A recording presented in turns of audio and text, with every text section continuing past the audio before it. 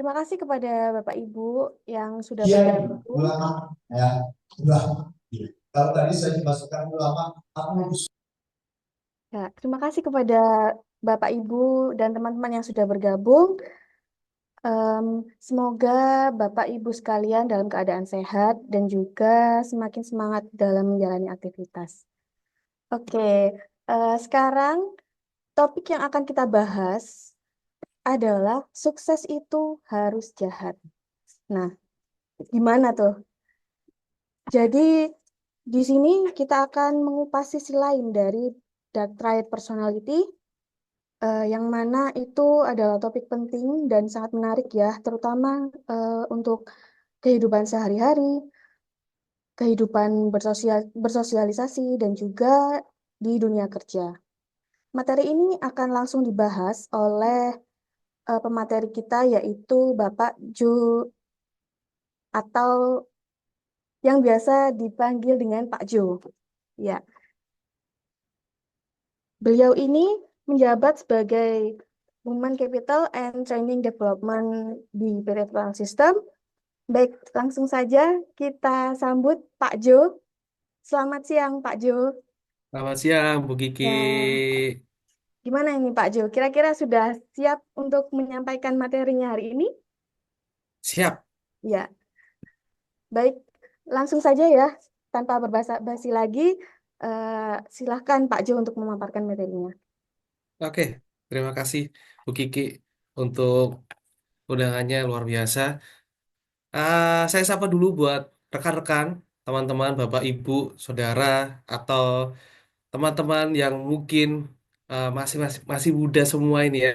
Dan saya percaya hari ini orang-orang yang join di Zoom kali ini orang-orang yang punya semangat untuk bisa sukses gitu ya. Seperti yang dikatakan moderator tadi, hari ini kita akan sama-sama belajar. Saya akan sharing tentang sukses itu harus jahat ya. Menarik ya, karena biasanya kita akan diajari cara sukses yang cepat, cara sukses yang baik, cara sukses yang benar. Kali ini kita akan belajar bagaimana sukses itu harus jahat. Ini adalah salah satu personality eh, dari manusia. Jadi manusia itu ada sisi gelapnya, ya. Jadi ada sisi yang bisa dibilang adalah sisi jahat. Ya. Paling gampangnya kita bilang seperti itu. Nah, seperti apa materi atau pembahasan yang akan kita simak sama-sama. Jadi pastikan teman-teman atau Bapak Ibu Saudara bisa menyimak dari awal sampai akhir karena sukses itu harus jahat tidak hanya sebuah judul, tetapi ini itu sangat penting untuk kita miliki dan lakukan dalam kehidupan kita, terutama untuk kita kalau ingin sukses dengan cara yang jahat. Langsung aja, saya mau share screen dulu ya. Saya izin share screen. Oke. Nah, sukses itu harus jahat. Kita akan mengupas sisi lain dari dark triad personality. Ya, sudah biasa kalau kita diajarkan dengan berbagai video-video orang-orang sukses, kita harus sukses seperti ini, seperti ini, seperti ini, tanpa kita tahu, sadar bahwa sebenarnya yang pernah kita lakukan itu adalah kejahatan. Nah, tapi di sini kita akan membahas jahat yang seperti apa supaya membawa kita ke dalam kesuksesan. Saya melihat beberapa yang gabung kali ini, saya dikasih listnya gitu ya. Oh, ada banyak owner, ada banyak eh, karyawan dan juga umum dan juga ada mahasiswa. Ini menarik sekali karena materi ini bisa kita pakai untuk semua golongan ya. The Dark Triad Personality. Kita cek nih. Ada pertanyaan yang menarik. Nah, orang sukses butuh apa? Bapak, Ibu, Saudara, teman-teman, rekan-rekan bisa menggunakan kolom komentar atau chat. Barangkali teman-teman bisa menjawab pertanyaan yang simple ini. gitu ya. Orang sukses butuh apa? Kira-kira butuh apa? Teman-teman, Bapak Ibu silahkan ketik di kolom komentar. Siapa yang tahu jawabannya silahkan ketik di kolom komentar. Orang sukses itu butuh apa? Saya tunggu beberapa detik lah ya. Silahkan ketik di kolom komentar. Kira-kira orang sukses itu butuh apa? Saya yakin semuanya pengen jadi orang sukses. Tetapi kita pengen share nih ya. Kira-kira orang sukses itu butuh apa? Silahkan yang tahu jawabannya ketik di kolom komentar. Gak perlu malu-malu ya. Silahkan diketik di kolom komentar. Sukses butuh apa? Oke.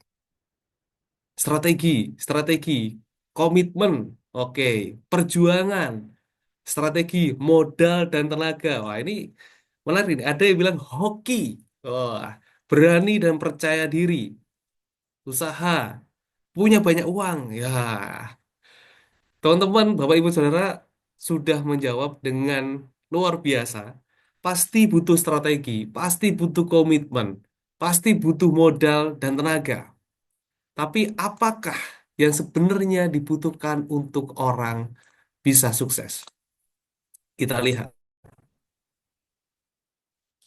Rata-rata orang ketika ingin sukses, itu pasti membutuhkan strategi. Gimana caranya saya bisa sukses?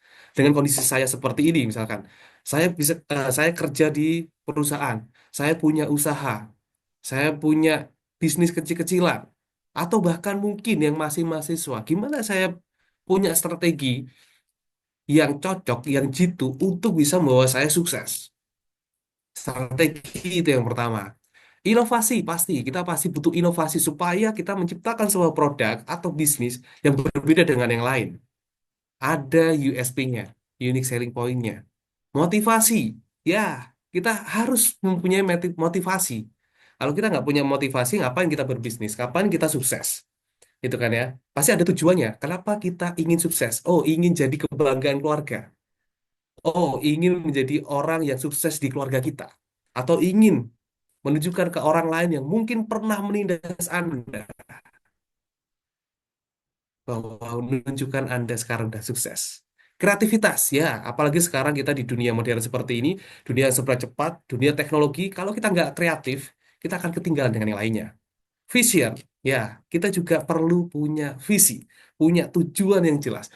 Apakah visi itu dengan jangka pendek ataupun jangka panjang, itu perlu kita miliki, ya. Kemudian leadership. Nah, ini juga penting. Memimpin orang lain itu tidak semudah yang kita bayangkan. Gimana caranya? Salah satunya kita harus bisa memimpin diri kita sendiri. Kalau kita bisa memimpin diri kita sendiri, kita pasti bisa memimpin orang lain. Leadership ini diperlukan untuk kita sukses. Terus kemudian teamwork. Kita nggak bisa kerja sendiri. Kita pasti butuh orang lain. Kita butuh tim. Yang punya perusahaan, punya karyawan, ratusan hingga ribuan. Ini sistem teamwork. Itu teamwork yang dibutuhkan untuk sukses. Hal-hal ini pasti Bapak Ibu, teman-teman, rekan-rekan semua pasti sudah tahu ya.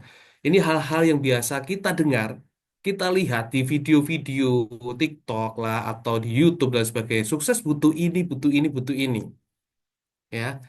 Tetapi apakah cara ini sudah cukup? It's a good person way to success. Ini adalah cara orang baik untuk bisa sukses. Nggak ada yang salah dari cara yang sudah kita lihat tadi. Strategi, inovasi, leadership, teamwork, itu cara yang benar. Ya. Cara orang baik untuk bisa sukses. Tetapi apa yang berbeda kali ini?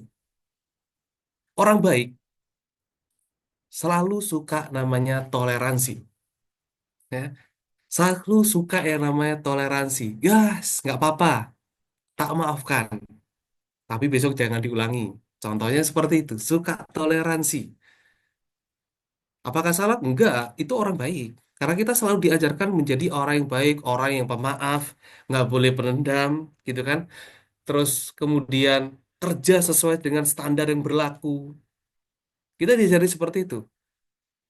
Kita di total system menangani berbagai klien yang ngajarin untuk kerja sesuai dengan standar yang berlaku, membuat SOP, membuat yang namanya standar-standar pekerjaan supaya pekerjaan itu bisa jelas.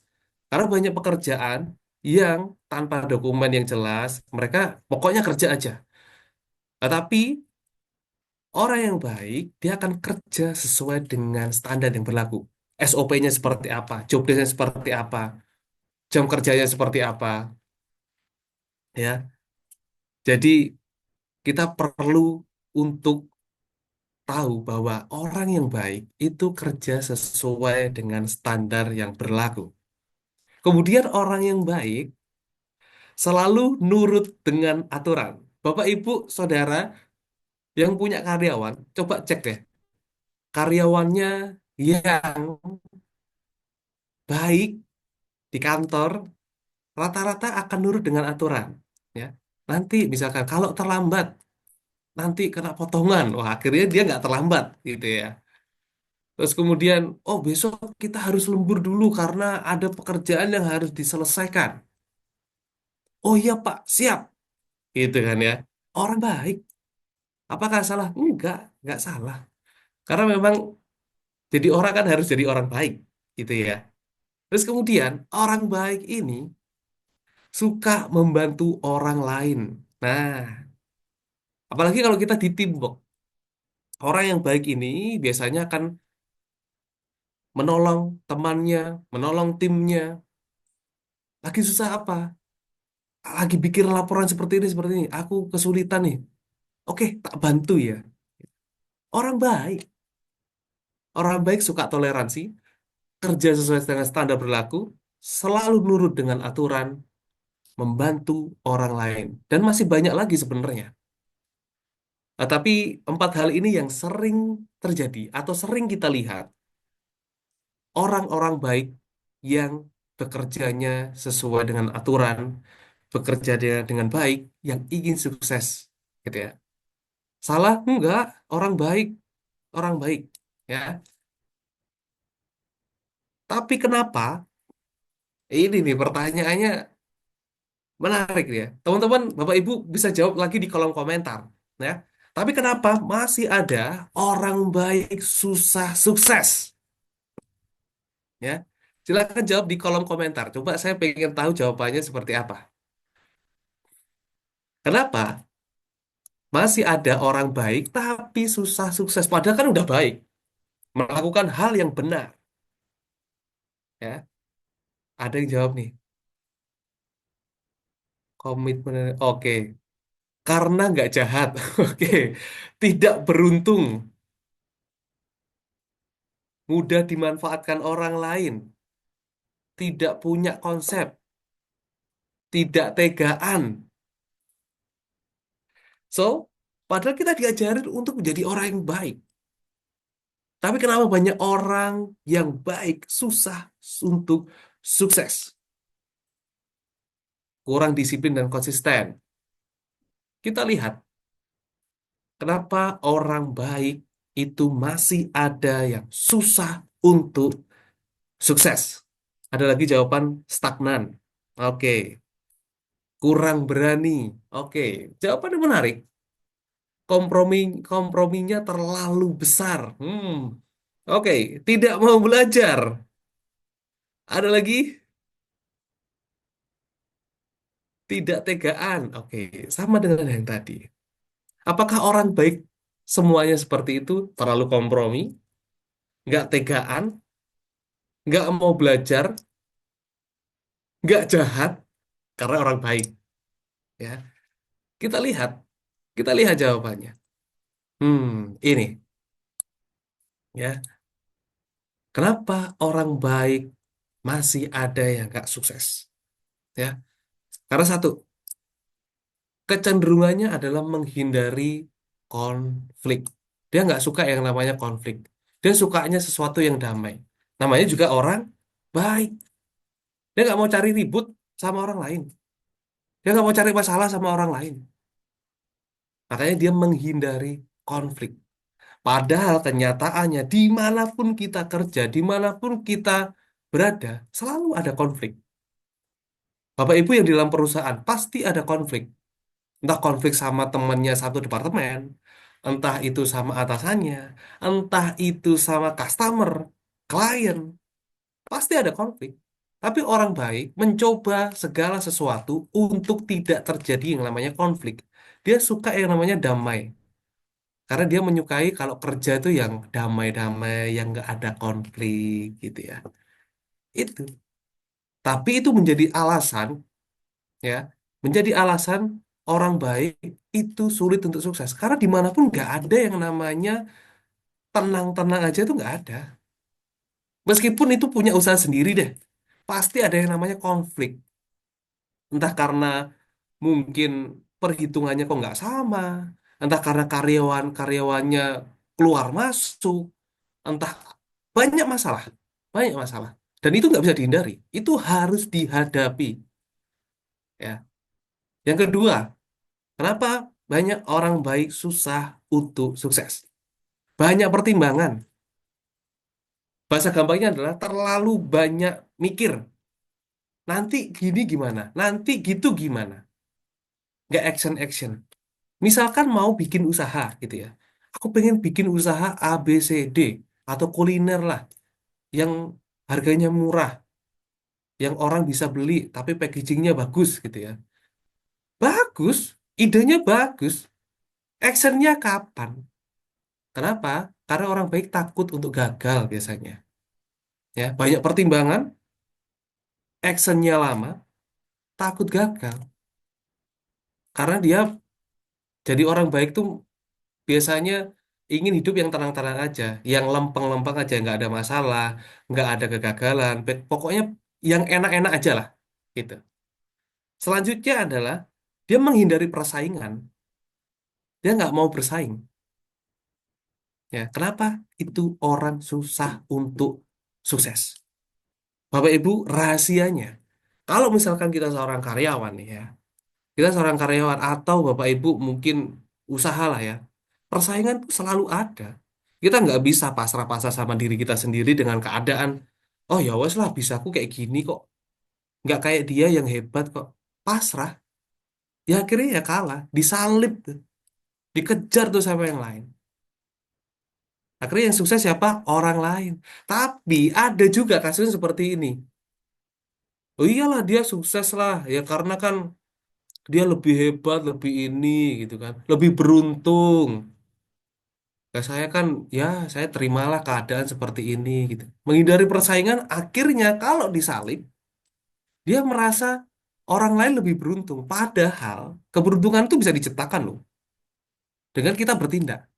Kalau kita banyakkan mikir, kita sulit untuk bersaing, takut gagal, kita nggak akan bisa. Kita nggak akan bisa bersaing.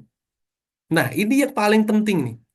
Yang sering terjadi kenapa orang baik susah untuk sukses. Sulit bilang tidak. Apa artinya? Sulit menolak karena nggak enakan. Nanti kalau nggak tak bantu, nanti aku bukan temennya. Kalau nggak tak bantu, nanti dia nggak bantu aku, gitu ya.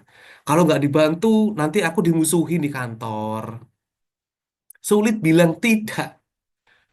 Tapi kenyataannya, kalau kita menjadi orang yang nggak enakan, itu juga nggak enak. Sorry ya, maksudnya karena ini pembahasannya agak keras gitu ya.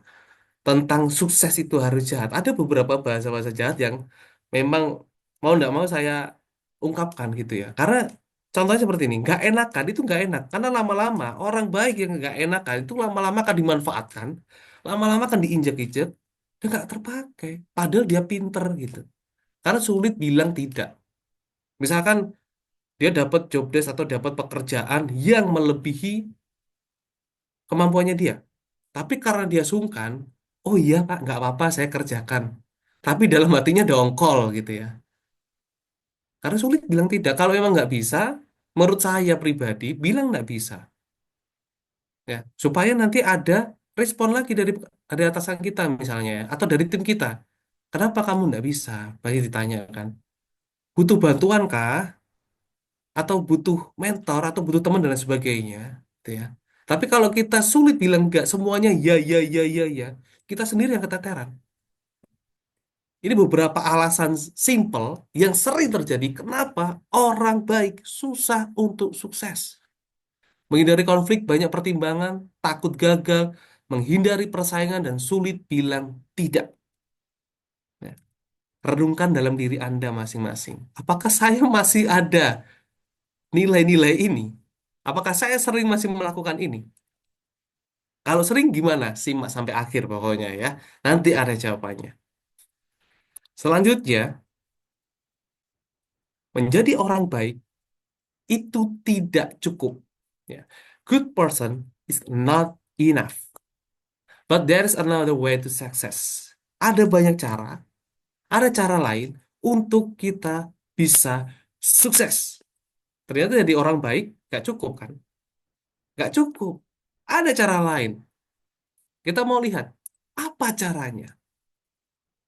Caranya satu kalimat ini. Ingat baik-baik ya. Tapi jangan salah persepsi ya. Nanti akan saya jelaskan di belakang. Harus jadi jahat.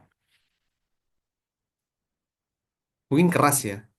Harus jadi jahat. Loh, Pak, kenapa saya harus jahat? Saya kan dididik untuk menjadi orang yang baik, orang yang harus saling menolong, orang yang mau loyalitas, ya. Tetapi ada sifat-sifat jahat yang itu berguna untuk kehidupan kita, terutama untuk karir, untuk kesuksesan dalam bisnis, dalam hidup, ya. Ada sifat-sifat jahat yang itu berguna. Ingat baik-baik ya, harus jadi jahat. Oke, paham ya? Harus jadi jahat. Apa maksudnya harus jadi jahat? Ada satu video, Bapak Ibu, teman-teman, silahkan nanti simak. Ini salah satu video orang sukses ya, yang sudah membuktikan dengan caranya yang mempunyai sisi gelap atau cara yang jahat atau kita sebut tadi di awal judulnya adalah The Dark Triad Personality. Dia bisa sukses. Kita lihat videonya baik-baik. Dia punya hampir segalanya. Perusahaan mobil listrik, iya.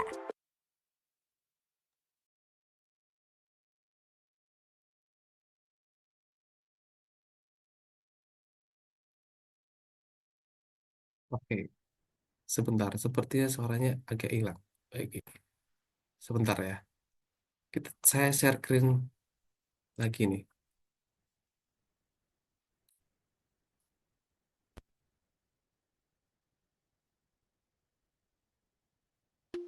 Dia punya hampir segalanya. Perusahaan mobil listrik, iya.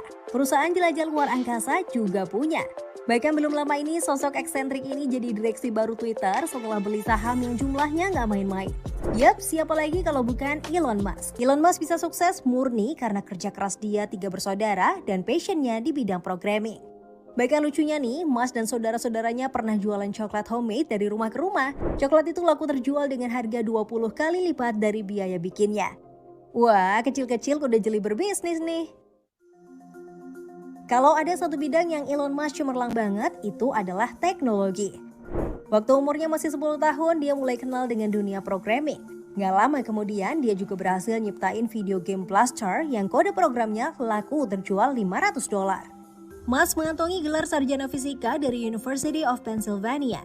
Lalu waktu umur 24 tahun, pusat inovasi di Amerika Serikat, Silicon Valley, lagi booming-boomingnya dan juga jadi eranya internet berkembang besar-besaran. Gara-gara itu pemikiran entrepreneur di otak Musk langsung terpancing buat terjun langsung. Padahal waktu itu baru 2 hari nih dia mulai kuliah S3, tapi langsung ditinggal karena lebih tertarik serius berbisnis.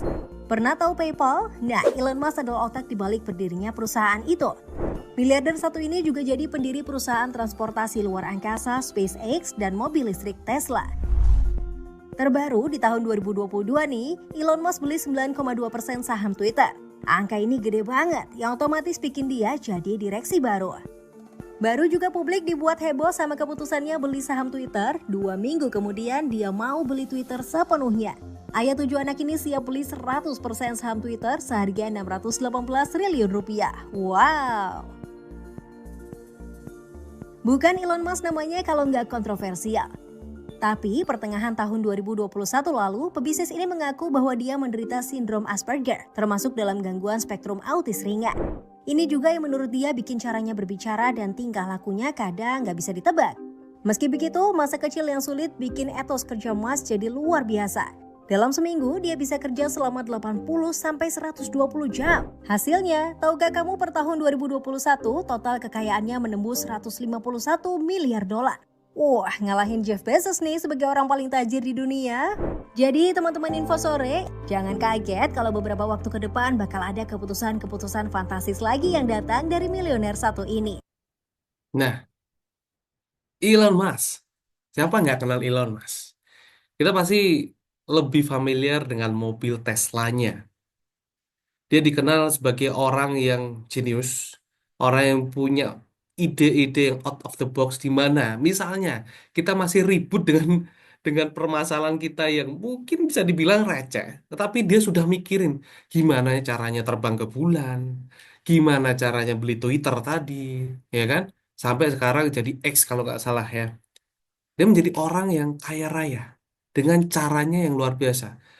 Ini bukan hanya sekedar saya tampilkan, tapi ini sudah ada beberapa jurnal-jurnal yang membuktikan bahwa Elon Musk ini mempunyai sisi dark triad yang dia gunakan untuk dia bisa sukses sampai saat ini. Bahkan sekarang dia dipercaya kan oleh Donald Trump untuk masuk ke jajarannya. Ya, dipercaya Donald Trump untuk melakukan segala sesuatu yang sudah disiapkan untuk kemajuan Amerika, gitu kan. Ini adalah salah satu orang yang mempunyai sisi gelap, sisi jahat yang dia gunakan untuk dia bisa menjadi sukses saat ini. Lalu bagaimana dengan kita? Nanti kita akan lihat, ya. Dia The Dark Triad Personality. Mungkin ada beberapa orang yang sudah tahu, mungkin ada beberapa orang yang belum tahu. Jadi ini adalah salah satu personality psikologi manusia. Sisi gelap manusia ada tiga. The Dark Triad Personality. Yang pertama, narcissism. Yang kedua, Machiavellianism. Yang ketiga, psychopathy. Tiga ini sebenarnya di dalam manusia itu kita miliki. Meskipun kita sudah diajarkan dari kecil atau didoktrin untuk menjadi orang yang baik. Tetapi secara nggak sadar, kita mempunyai tiga hal ini dan sering kita lakukan. Narcissism, Machiavellianism, dan psychopathy. Apa itu? Kita akan lihat satu persatu tentang narcissism dulu. Ya, orang-orang narsisism atau orang-orang yang narsis ini adalah ciri-ciri orang yang punya dark triad. Sisi gelap yang pertama adalah narsisism atau orang yang narsis. Ciri-cirinya seperti apa? Sambil dilihat diri kita sendiri, ya, atau mungkin lihat orang lain, lihat tim kita, siapa yang mempunyai ciri-ciri yang seperti ini. Yang pertama, narsisism. Dia memiliki ciri-ciri yang over percaya diri, ya, over percaya diri. Artinya, dia sangat percaya diri dengan dirinya, ya. Dia merasa dirinya itu hebat, luar biasa. Pokoknya, I'm is number one, gitu. Saya nomor satu. Ciri-cirinya over percaya diri. Lihat diri Anda. Apakah saya salah satu orang yang punya ciri-ciri ini, over percaya diri? Yang kedua, narcissism mempunyai ciri-ciri merasa paling populer, merasa yang paling dicari, merasa paling terkenal, merasa paling berdampak. Kalau nggak ada aku ya nggak bisa. Itu orang yang mempunyai ciri-ciri narcissism. Udah over percaya diri, dia merasa paling populer, merasa paling terkenal. Kalau nggak ada aku gimana? Nggak akan bisa kan? Dia merasa seperti itu. Yang ketiga, dia berani ambil resiko apapun. Yang penting dia nomor satu. Dia nomor satu. Itu narsisism. Nah, tapi dengan cara narsisism ini, salah satunya ada di gambar ya. Pemilik Apple, ya, yang sekarang sudah banyak digandrungi, sekarang banyak dicari, ya. iPhone sudah mengeluarkan seri-seri terbarunya dan sekarang makin banyak diburu. Di mana dulu kan kayak barang premium hanya orang-orang kaya yang mampu bisa beli iPhone. Sekarang banyak ya yang bisa membeli. Kenapa? Karena dia ambil resiko apapun untuk dia menjadi nomor satu. Narsisisme, narsisisme. Kita lihat siapa yang kira-kira di tim kita atau bahkan mungkin diri kita sendiri. Kita punya nggak over percaya diri, merasa paling populer, berani ambil resiko apapun. Kalau kita punya tiga ciri-ciri ini, artinya kita narsisisme. Orang yang narsis. Ada contohnya? Ada. Kita lihat contohnya. Orang yang narsis biasanya ingin selalu dipuji apapun yang dikerjakan. Di garis bawah ini ya. Orang yang narsis ingin selalu dipuji apapun yang dikerjakan. Entah itu salah, entah itu benar, pokoknya ingin selalu dipuji. Dia mencari validasi dari orang lain. Dia mencari klaim dari orang lain bahwa, oh ini dia loh yang ngerjakan. Oh kamu luar biasa ya. Dia haus akan pujian. Dia kalau nggak dipuji itu kayak rasanya kurang. Gitu. Ada yang kurang. Orang yang narsis itu suka dipuji. Ya. Yang kedua, contohnya orang yang narsisism, dia merasa paling jago dan berpengaruh. Padahal belum tentu apa yang dilakukan itu berpengaruh. Bisa aja pengaruh yang terjadi adalah pengaruh buruk, tapi dia nggak peduli. Orang-orang dark triad ini rata-rata nggak peduli orang lain seperti apa. Orang narsisism merasa paling jago dan merasa paling berpengaruh dalam perusahaan, dalam pekerjaan, dalam kehidupan sehari-hari. Kalau di sini ada teman-teman mahasiswa yang gabung ya, orang yang narsisism ini dia ngerasa paling jago, paling pinter. Biasanya kalau presentasi itu dia ngerasa paling pinter, paling jago. Padahal biasanya isinya kosong. Tapi itu memang caranya dia untuk membuktikan bahwa aku bisa. Aku jauh lebih baik dari kalian. Apa itu salah, teman-teman? Bapak Ibu? Yaitu dark triad. Kalau kita pernah melakukannya itu narsisism, dark triad. Ya. Yang ketiga, overclaim. Semua adalah dia yang mengerjakan. Padahal yang ngerjain timnya. Tapi ngaku-ngakunya dia. Yang susah timnya, yang sulit-sulit bikin tugas atau ngerjainnya itu anak buahnya. Tetapi yang minta dipuji adalah dia. Oh, karena saya dong. Kalau nggak ada saya, kalian nggak mungkin bisa. Jahat, nggak? Jahat. Tapi ada nggak orang sukses dengan cara seperti itu? Banyak. Bahasanya paling gampang, narsisism itu, bahasa kasarnya, itu adalah orang yang suka cari muka. Itu. Orang yang suka cari muka. Apakah salah kita cari muka di dalam perusahaan atau dalam pekerjaan supaya kita sukses? Nggak salah. Menurut saya kita memang harus cari muka. Tapi dengan cara yang benar. Kalau kita cari muka hanya untuk keinginannya kita saja, untuk keuntungan kita saja, itu yang bisa merugikan. Apakah ada yang terjadi seperti itu di perusahaan? Ada, ada. Tanpa saya cerita pun, Bapak, Ibu, Saudara pasti tahu, pasti pernah mengalami.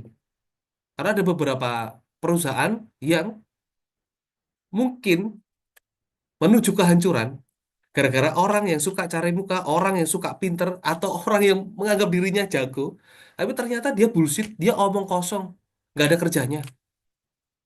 Tetapi dia jadi tangan kanan owner. It's narcissism, dark triad, tapi itu membuat dia diuntungkan. Ya, kita lihat banyak bisnis owner sekarang mulai narsis sebenarnya. Contohnya, banyak owner-owner sekarang mulai bikin konten di TikTok. Itu belajar narsis. Kenapa? Karena banyak menguntungkan loh. Bisa aja ternyata banyak orang yang akhirnya tahu, oh dia dari perusahaan ini, gitu kan ya. Nyari keuntungan dan lain sebagainya. Bisa. Cari pansos dan sebagainya. Itu narsisism. Cara jahat yang bisa dipakai untuk orang-orang bisa sukses. Ya, itu baru satu, narsisism. Ya, cari muka boleh, tapi cari muka yang benar.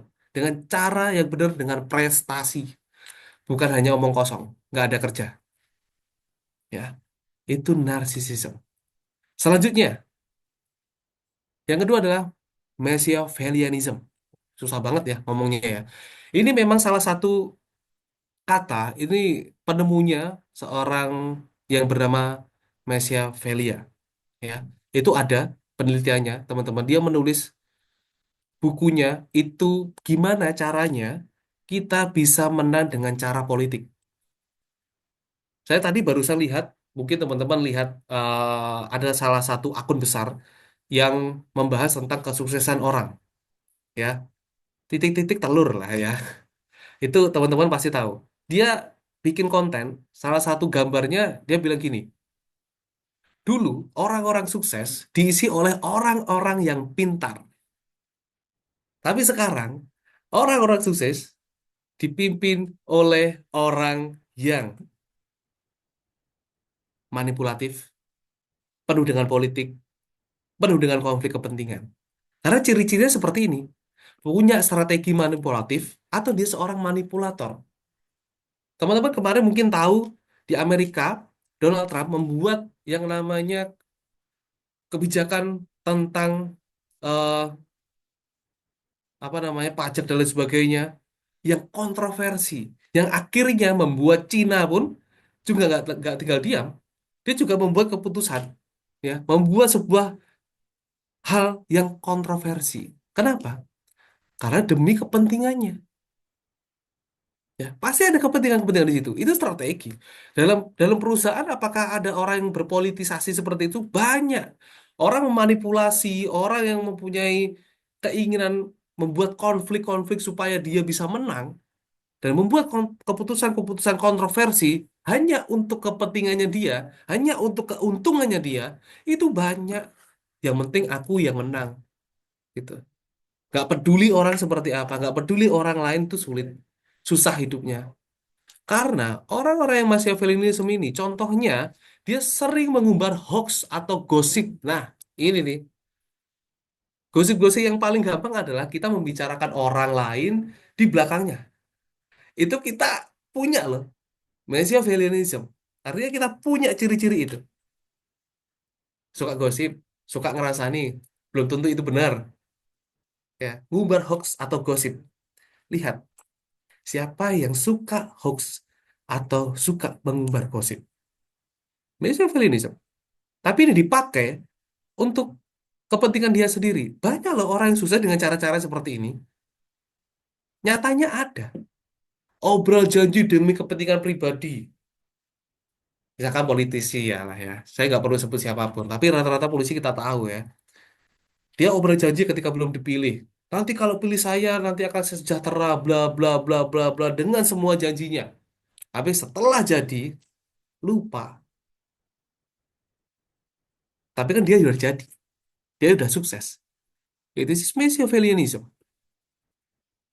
Terus kemudian suka manipulasi data-data penting. Ini mungkin penggelapan, mungkin korupsi. Machiavellianism. Korupsi banyak.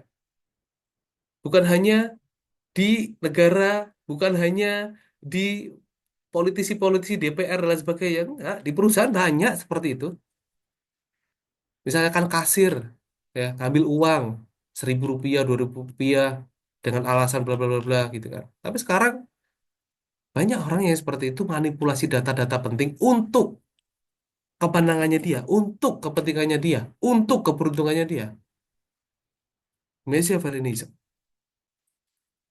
Selanjutnya, psychopathy atau orang psikopat. Ya. Jahat nggak ini? Jahat. Orang-orang seperti ini memiliki ciri-ciri tidak memiliki empati dengan orang lain. Kalau bahasa gaulnya sekarang adalah statue lah ya, setelan cuek lah ya. Tidak memiliki empati dengan orang lain. Bodoh amat orang lain kayak gimana. Dia mencoba hal-hal yang bisa merugikan orang lain. suka mencari kesalahan orang lain demi diri sendiri, gitu. Bayangin, ini orang-orang psikopat. Apakah di kehidupan kita sehari-hari kita menemukan orang-orang yang psikopat? Psikopat bukan hanya orang yang suka bunuh orang dengan cara yang ngeri gitu ya. Enggak. Psikopati ini seringkali kita temui dalam kehidupan kita sehari-hari loh. Orang yang nggak peduli sama orang lain. Yang penting dia itu untung. Yang penting dia itu menang. Nggak peduli orang lain mau ngomong apa. Psikopati. Kita lihat tiga gambar ini ya. Ada di Corbuzier, ada Elon Musk. Tadi Elon Musk sudah dijelaskan. Ada Timothy. Main saham deh. Gitu kan ya. Kalau kita nggak punya cuan yang besar, kalau kita nggak punya modal yang besar, bisa aja kita dimanipulasi, kita bisa dibohongin. Karena mereka nggak peduli. Yang penting mereka udah gabung, udah setor uang sekian, nggak peduli. Mereka yang ikut saham, mereka menang atau enggak. Ya psikopatik. Tapi banyak orang yang melakukan hal ini untuk kesuksesan mereka. Orang-orang psikopat. Nggak peduli kata orang lain, teman-teman. Ciri-cirinya seperti itu tadi. Dan contohnya, orang psikopati suka menindas rekan kerja tanpa menyesal. Jadi orang-orang psikopat ini nggak punya rasa menyesal. Meskipun yang dia lakukan itu bisa menyakiti orang lain. Bodoh amat orang mau sakit hati sama gua, bodoh amat orang mau benci sama gua. Terserah. Yang penting I'm win. Yang penting aku seneng. Yang penting aku enjoy. Gitu. Nggak peduli orang lain tertindas. Terus kemudian keputusannya sering berubah-ubah sesuai mood. Kalau dia lagi moodnya baik gitu ya, keputusannya oke lah enak. Tiba-tiba moodnya yang jelek, ganti keputusan. Nggak bisa, kita ganti secara mendadak. Psikopati dia nggak akan peduli dengan orang lain. Dan bertindak seenaknya sendiri. Ini contohnya. Psikopati. Terus, ternyata orang-orang dengan cara-cara dark triad itu bisa sukses. Terus artinya kita harus jadi orang psikopat gitu, kita harus jadi seseorang yang suka manipulasi data gitu, atau kita harus jadi orang yang penjilat atau cari muka gitu untuk jadi sukses. Tapi nyatanya orang-orang bisa pakai cara itu. Tapi yang mau saya bahas kali ini adalah kita bisa pakai cara-cara itu dengan cara yang benar. Kenapa? Kita harus pakai the dark triad ini. Karena mereka melihat sukses itu adalah kompetisi. Ini yang nggak dimiliki oleh orang-orang baik. Mereka melihat sukses itu adalah anugerah. Oke, sukses itu adalah anugerah. Ya. Sukses itu adalah milik orang-orang yang bekerja keras. Sukses itu adalah milik orang-orang yang beruntung. Sukses itu adalah milik orang-orang yang mungkin sekolahnya tinggi, orang kaya. No, orang-orang dark triad seperti ini, dia memandang kesuksesan itu adalah sebuah kompetisi. Percaya atau tidak percaya teman-teman, atau Bapak Ibu Saudara, ya. Di dalam pekerjaan, kadang-kadang kita kan menganggap, wah saya punya teman di kantor, gitu. Kita nganggapnya teman, tapi kalau dalam keadaan kesusahan, kita yang susah, orang yang kita anggap teman, kadang-kadang dia cuek loh, dia nggak peduli loh, dia nggak mau bantu kita loh. Nyatanya seperti itu. Artinya kita harus melihat, kalau kita ingin sukses dalam berkarir ataupun usaha, kita harus melihat kesuksesan itu adalah sebuah kompetisi yang harus kita menangkan dengan cara yang benar, dengan dark triad seperti itu. Disclaimer, ini nggak ngajarin Anda untuk jadi orang jahat, tapi kita harus melek. Jangan jadi orang yang terlalu baik. Oke? Ada satu video ini yang sempat viral, kita lihat ya. Benar nggak sih tanggungan yang harus ditanggung oleh seorang Mami Nunung ini mencapai 50 orang? Iya, 50 orang, Mami? iya. Kenapa begitu banyak? Siapa aja 50 orang itu? Ya dari saudara ke anak-anaknya, dari saudara ke anak-anaknya. Itu semua yang dia butuh apa ya? Mama Nunung, Bunda Nunung, Umi. Manggilnya mereka kan macam-macam ke saya. Ya tahunya saya gitu. Iya. Tapi kan Mami Nunung bisa menolak bahwa kita juga tidak selalu bisa membantu semua orang sesuai dengan kemampuan kita apa sih? Saya nolaknya gimana ya? Namanya juga keluarga ya. Susah mau nolak Susah, gitu. Karena saya kan tahu persis kehidupan mereka gitu loh. Saya tahu Iya. persis. Jadi kalau aduh nggak ngerti. Tapi bagaimana keadaan anak-anaknya Mama? Anak-anak saya masih ada yang sekolah SMP, masih ada yang SMA, masih ada yang kuliah. Iya. Alhamdulillah yang selesai kuliah kemana sarjana hukum satu terus. Tapi ya mereka belum dapat kerjaan, Ya susah memang. belum dapat meskipun mereka punya. Pernah nggak sama mami, anak-anak mami bilang, mami, manggilnya mami ya, mami. Mama. Mama nggak usah kerja, biar aku aja yang kerja, mama di rumah gitu.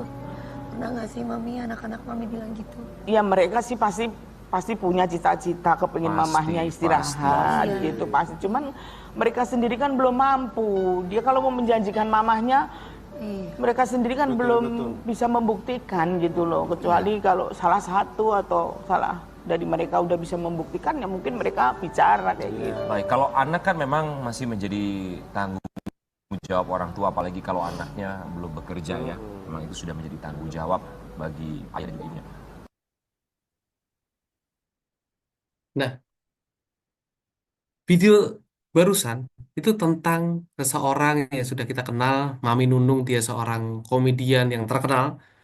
Dia orang yang pasti kaya raya, teman-teman ya. Orang yang sukses, tapi dia akhirnya dihianati juga oleh saudara-saudaranya. Dia orang yang baik, tetapi seperti Raymond Chin bilang, orang yang baik kurang berani dalam berkompetisi. Ya, orang-orang baik terlalu mudah dimanfaatkan. Orang-orang baik terlalu mudah untuk mungkin dibohongi, ya, mungkin jadi alat dimanfaatkan tadi, ya, karena orangnya nggak enakan. Bayangin 50 orang untuk dia biayai. Kurang baik apa coba? Tapi ternyata dihianati. So, orang baik kurang berani dalam berkompetisi. Orang yang terlalu baik akan diinjak-injak, teman-teman. Dark Riot kali ini ngajarin kita untuk lebih tegas dalam kehidupan kita, supaya kita nggak diinjak-injak oleh orang lain. Orang baik kurang berani dalam berkompetisi. Ya. Lalu gimana caranya? Supaya kita bisa menggunakan Dark Riot itu untuk bisa sukses. Makanya sukses butuh kejahatan. Ya. Sukses harus jahat. The key is self-control.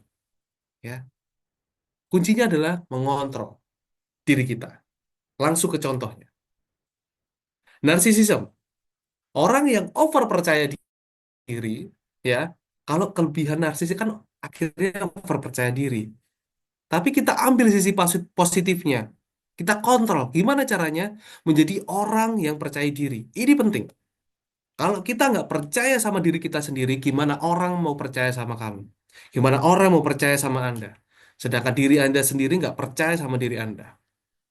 Ya. Apapun yang kalian lakukan, kalian harus percaya diri. Apapun yang Anda kerjakan, Anda harus percaya diri. Cari muka, iya, seperti yang tadi saya awal bilang. Cari muka dengan cara yang benar.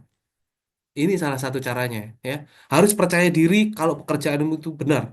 Harus percaya diri kalau pekerjaanmu itu sudah sesuai. Lalu kemudian merasa paling populer. Kita ganti dengan apa? Kita ganti dengan harus bisa mempengaruhi orang lain. Ya. Ini salah satu cara. Kalau kita nggak bisa mempengaruhi orang lain dengan cara yang baik, gimana orang akan notice dengan kita? Gimana orang akan perhatian sama kita? Karena kita nggak bisa mempengaruhi orang lain. Karena kita nggak menarik. So, kalau kita pengen sukses, sama seperti kayak bisnis-bisnis ya. Kalau kita nggak punya suatu keunikan, kalau kita malu dengan jualannya kita, gimana caranya untuk mempengaruhi orang lain bisa untuk membeli produk kita? Nggak bisa. So, kita harus mempunyai narsisism ini. Punya usaha tapi malu untuk di posting di story atau di status. Gimana orang mau tahu kalau Anda punya usaha? Butuh narsis. Berani ambil risiko apapun, kita ganti dengan berani ambil risiko yang logis. Berani ambil risiko itu harus. tetapi pakai rasional, pakai otak kita.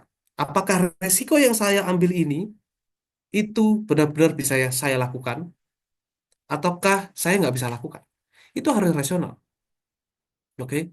Narsisism Anda harus miliki, harus percaya diri, harus bisa memengaruhi orang lain dengan cara Anda untuk bisa ngomong dengan baik, komunikasi dengan baik, untuk melihatkan diri Anda itu menarik. Dan yang ketiga, Anda harus ambil resiko yang logis. Ya, resiko yang bisa dihitung, resiko yang bisa dinalar dengan logika. Jangan asal-asalan. This is narcissism, cara jahat untuk menjadi sukses. Selanjutnya, Machiavellianism. Orang yang suka manipulatif adalah orang-orang yang pintar ngomong biasanya. Ya, politisi-politisi adalah orang-orang yang pintar komunikasi. So, kita juga harus memiliki skill komunikasi yang bagus. Karena Warren Buffett, salah satu orang terkaya di dunia, dia bilang, jika kita menguasai ilmu komunikasi, kemampuan kita akan meningkat 50%. Bayangkan, gara-gara kita pintar komunikasi. Percuma kita pintar, kita punya produk yang bagus, tapi kita nol untuk komunikasi. Orang nggak akan tahu, orang nggak akan nggak tentang produk kita. Orang nggak akan nggak tentang kemampuan kita, tentang skill kita. Komunikasi itu penting, ya. Membuat konflik kepentingan pribadi, kita ganti menjadi konflik manajemen. Dalam manajemen, kadang-kadang kita memang memerlukan yang namanya konflik. Supaya kita tahu ada apa sebenarnya yang terjadi dalam perusahaan. Ada apa yang seharusnya yang perlu diperbaiki. Ya, wah, keluar ya. Bentar, bentar. Saya share screen lagi nih.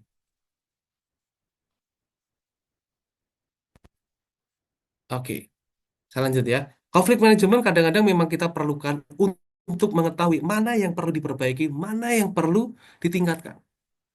Orangnya kah yang nggak perform? Atau hal lain? Konflik manajemen. Kemudian membuat banyak keputusan kontroversi. Kita ganti dengan strategi out of the box. Kadang-kadang kita perlu membuat strategi-strategi yang di luar nalar, ya, di luar orang yang berpikiran, ya, untuk kita bisa memenangkan sebuah kompetisi. Strategi yang benar ya, strategi yang masih lazim, strategi yang tidak menyalahi aturan. Banyak kok strategi-strategi yang bisa kita lakukan. Misalnya, kalau Anda memang tidak terlalu jago dalam hal-hal teknis, tetapi Anda jago di soft skill atau misalkan komunikasi, itu salah satu strategi. Karena itu bisa menutupi. Banyak politisi-politisi yang mereka pintar ngomong, padahal mereka tidak terlalu berpengalaman di bidangnya. Tapi mereka pintar komunikasi. Akhirnya mereka terpilih. Itu Machiavellianism. Jahat nggak? Jahat. Nah, tapi itu cara yang salah satu cara yang benar. Kalau kita kontrol dengan cara yang benar juga. Kemudian, psychopathy. Orang yang statue, ya, setelan cuek. Tidak memiliki empati dengan orang lain. Kita ganti dengan tidak peduli kata orang lain. Kadang-kadang yang membuat kita nggak bisa melangkah maju itu karena kata-kata orang lain. Nanti kamu gagal loh. Nanti kamu nggak bisa loh. Nanti kamu gini, gini, gini, gini. Bullshit dengan kata-kata seperti itu. Yang menentukan Anda sukses itu adalah Anda sendiri. Jangan pedulikan kata orang. Kalau Anda ngerasa diri Anda mampu, lakukan. Mencoba hal-hal yang bisa merugikan orang lain, ganti dengan membuat ide-ide yang baru yang bisa menguntungkan. Oke? Buatlah ide-ide yang cemerlang. Misalkan di kantor Anda belum melakukan strategi A, ya. Bikinlah strategi yang menarik. Komunikasikan itu. Dan ternyata itu menguntungkan. Akhirnya Anda bisa dipromosikan jabatannya. Membuat ide-ide yang baru yang menguntungkan. Cara jahat, tapi itu bisa dilakukan. Suka mencari kesalahan orang demi diri sendiri. Kita ganti. Karena kalau orang psikopat ini paling pintar mencari kesalahan orang lain, kita ganti. Carilah kelemahan kompetitor Anda. Apa kelemahannya? Kalau perlu survei ke sana. Jadi mata-mata kayak, ya, survei ke sana. Apalagi produknya sama nih, misalkan sama-sama minuman es teh gitu ya. Tapi kenapa dia rame? Kenapa kok saya sepi gitu ya? Cari tahu, survei ke sana. Kan, kalau orang psikopat kan dia pintar nyari kesalahan orang lain, tapi diganti cari kelemahannya dia. Cari kelemahannya dia. Oh, ternyata brandingnya kurang. Oh, ternyata dia nggak ada mereknya. Oh, nggak ada stikernya. Oh, pelayanannya buruk. Kita ganti. Nggak peduli ngomongan orang lain seperti apa. Alah, kamu aja jualan es teh di pinggir jalan kok pelayanannya harus bagus. Oh, biarin aja orang ngomong apa. Karena pelayanan is number one. Itu. Psikopati. Ini kita penting. Ya. Tujuannya adalah orang yang narsisism dirubah menjadi orang yang percaya diri atau optimis. Machiavellianism menjadi orang yang cerdik atau ambisius. Psychopathy menjadi orang yang fokus atau berani. Jadilah orang yang percaya diri, optimis, cerdik, tapi punya ambisi. Dan juga fokus sama berani. Ini yang penting. Tiga hal ini yang harus kita miliki di dalam diri kita, yang harus kita lakukan. Karena nggak cukup jadi orang baik, harus jadi jahat. Lalu keuntungannya apa? Kalau kita menjadi orang yang jahat. Yang pertama, trust, kepercayaan orang lain ke diri Anda itu akan meningkat. Karena Anda jago komunikasi misalkan. Karena Anda jago membuat strategi. Karena Anda jago membuat sebuah keputusan-keputusan yang tidak bisa orang lain ambil. Tapi Anda berani ambil resiko itu. Dan ternyata menghasilkan sesuatu yang luar biasa. Orang akan trust kepada Anda. Bukan hanya believe, tapi trust kepada Anda. Yang kedua, Anda akan dihargai, akan direspek. Kalau orang yang terlalu baik tadi akan diinjek-injek, teman-teman. Nggak dihargai. Padahal dia baik kan? Tapi nyatanya kita lihat, orang yang terlalu baik diinjak-injak. Artinya, kita harus tegas. Kalau kita tegas, kalau iya, iya, enggak. Kalau memang nggak bisa, bilang nggak bisa. Gitu ya. Supaya kita mendapat respect atau penghargaan dari orang lain. Terus kemudian, kita mempunyai opportunity, kesempatan yang lebih dibanding orang lain. Karena kita melangkah lebih maju dibanding orang lain. Yang terlalu baik, terlalu banyak pertimbangan. Kita action aja dulu. Intinya adalah, kalau orang-orang dark triad ini mikir hasilnya. Hasilnya kayak gimana? Bukan berarti proses nggak penting ya. Penting. Tetapi kadang-kadang kalau kita terlalu fokus dalam proses, kita nggak tahu hasilnya seperti apa. Kita belum ngerti nanti hasilnya seperti apa. Dark Triad ngajari kita untuk hasilnya. Kalau pengen hasil seperti ini, kita harus melakukan A, B, C, D. Nggak bisa toleransi terus. Ya. Ada satu video lagi dari Deddy Corbuzier. Mudah-mudahan teman-teman terinspirasi dengan video ini. Dark Triad. Dark Triad. Jahat itu normal. Dan kadang-kadang memang kita harus jahat. Karena seperti tadi Deddy Corbuzier bilang, banyak kok orang baik, orang yang pinter tapi nggak sukses. Banyak. Makanya kita perlu sifat-sifat jahat ini untuk sukses. Andri Wongso bilang seperti ini. Kalau Anda lunak terhadap diri Anda, kehidupan Anda akan keras terhadap Anda. Dengar baik-baik ya. Kalau Anda lunak terhadap diri Anda, kehidupan Anda akan keras terhadap Anda. Tetapi kalau Anda keras terhadap diri Anda, maka kehidupan akan lunak terhadap Anda. So, kalau kita hidupnya nyantai-nyantai ada, kita ngalir-ngalir aja, jangan protes. Kalau yang didapat tidak sesuai dengan apa yang kalian inginkan. Hidup itu keras. Maka kita harus keras. Kita harus lebih keras dengan hidup ini.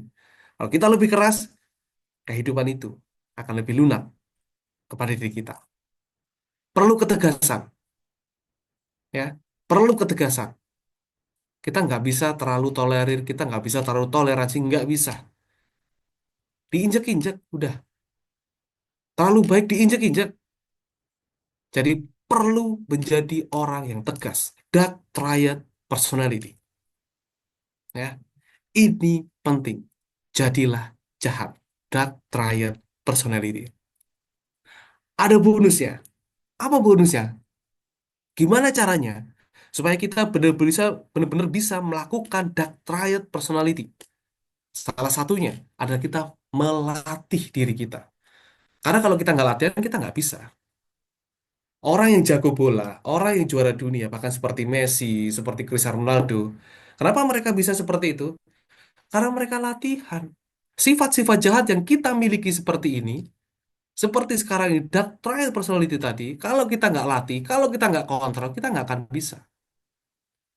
Sering Total System melakukan training-training, teman-teman, supaya mereka dilatih. Ketika mereka dilatih, kemampuan mereka meningkat. Terutama soft skill-nya, gimana mereka ngatur manajemennya, gimana mereka bisa menjadi leader, gimana mereka bisa menjadi tim yang hebat, itu kita pikirin. Semua harus dikonsep. Oke. Experiential Learning atau ILP program ini menjadi salah satu cara yang terbaik untuk meningkatkan kompetensi kita, kompetensi karyawan Anda untuk bisa menjadi lebih hebat.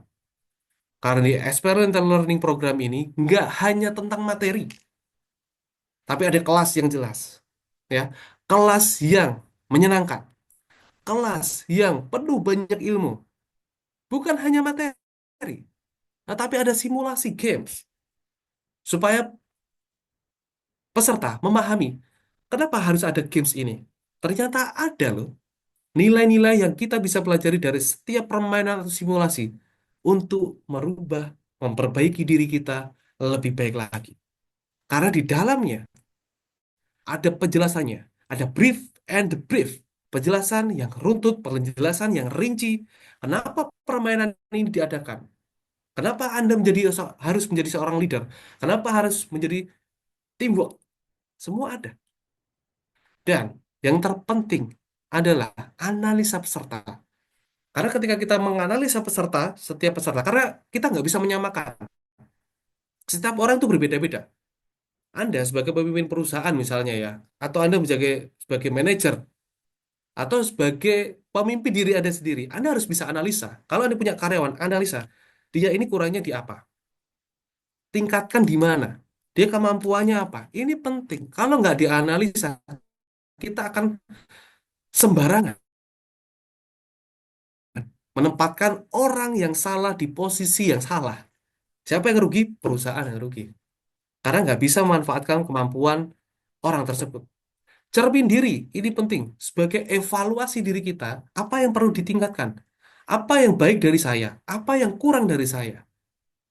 Dan harus ditingkatkan secara pribadi. ILP menjadi program andalan dari setiap klien-klien Total System, klien-klien kami yang sudah banyak membuktikan bahwa peningkatan SDM, peningkatan kompetensi SDM mereka meningkat setelah mengikuti ILP ini. Sekarang, jadilah yang beruntung untuk mengikuti ILP ini. Jangan hanya tinggal diam, action now. Hubungi nomor di bawah ini, ya, supaya Anda dan perusahaan Anda, tim Anda bisa meningkatkan kompetensi Anda. Terima kasih. Jadilah jahat. Thank you.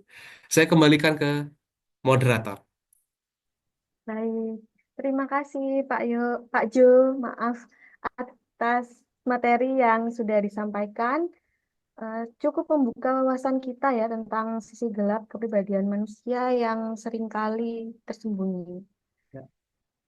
Jadi bisa dilihat ya bahwa orang dark triad dengan sifat dark triad yang kuat ini bisa sukses karena mereka pandai dalam berkompetisi dan Ya. juga pandai dalam berkamuflase. Benar begitu, Betul, Pak Jo? betul sekali, betul. Iya. Lalu dark triad ini bisa jadi kelebihan asalkan jangan berlebihan atau over proud ya. Dan Yes, harus ada skill khusus untuk mengimbangi dark triad itu sendiri, yaitu yang betul. tadi dijelaskan Pak Jo, harus ada sifat self control. Iya. Oke, baik. Sebelum kita menuju ke sesi tanya jawab, kami mohon kesediaan Bapak, Ibu, dan teman-teman untuk mengaktifkan kameranya sejenak. karena kita akan melakukan sesi foto bersama. Silahkan aktifkan kameranya ya Bapak Ibu. Nanti admin akan ambil beberapa jepretan. Jadi tahan senyumannya sampai hitungan ketiga. Saya mulai ya. 1, 2, 3.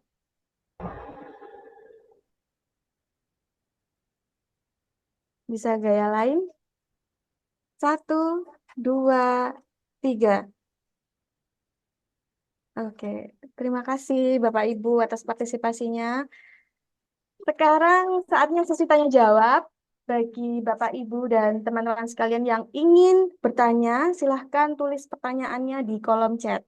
Nantinya kami akan pilih beberapa pertanyaan menarik untuk dijawab oleh Pak Jo.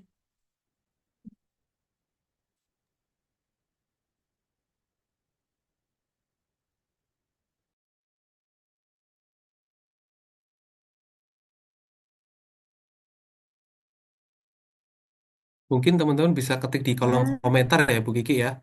Iya, sebelumnya tadi juga udah ada yang menanyakan sih Pak. Oke, Waktu Pak Jo, bentar. Ini ada dari, tadi ada dari Pak Kings How oke. Sense ya. Ya. Mohon maaf atas eh, kalau salah keliru baca namanya ya. Kalau karyawan baru join, Hmm, bagaimana bisa menolak? Tadi sempat ada pertanyaan itu waktu Pak Jo memaparkan materi.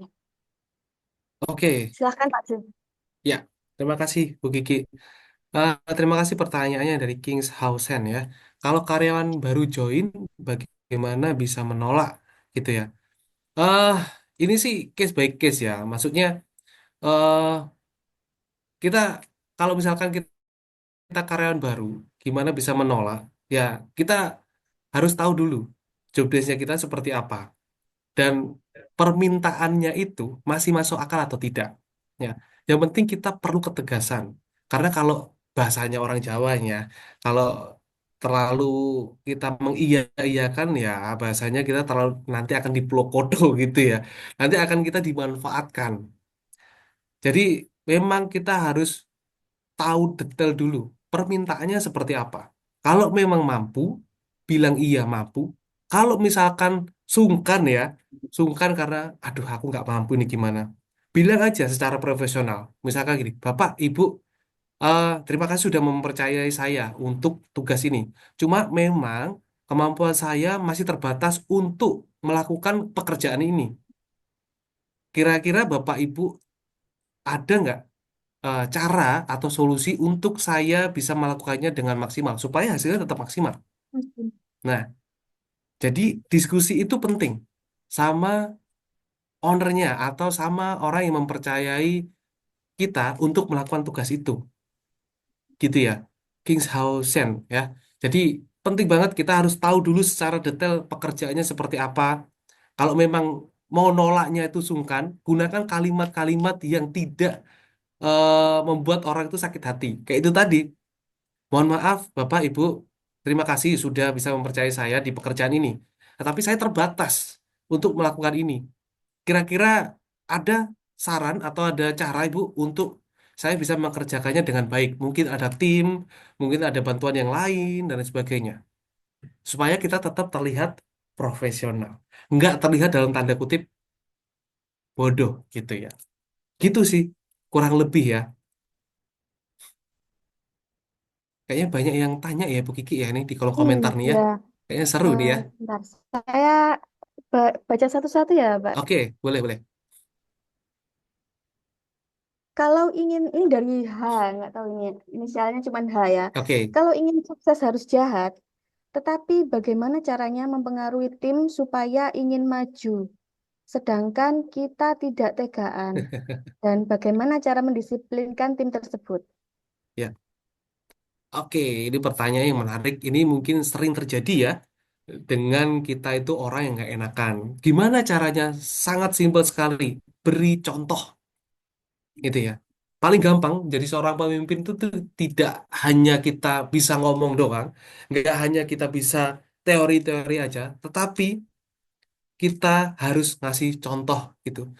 Karyawan itu kadang-kadang seperti anak kita, dalam tanda kutip kayak anak kita ya. Ingat, anak kita itu melakukan segala sesuatu pekerjaan itu bukan karena perintah kita sebenarnya, tetapi karena apa yang kita lakukan.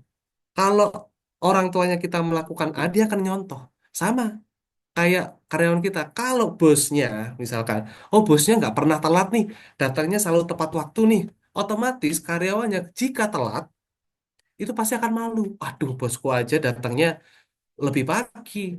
Artinya aku bisa harus lebih pagi. Gitu. Ya. Itu juga salah satu caranya untuk mendisiplinkan tim tersebut. Tetapi mulailah dari langkah kecil-kecil dulu. Ya. Kasih contoh itu cara yang paling gampang. Gak usah bertele-tele pakai cara apapun, kasih contoh dulu yang benar. Gitu. Mudah-mudahan menjawab ya dari H tadi. Baik.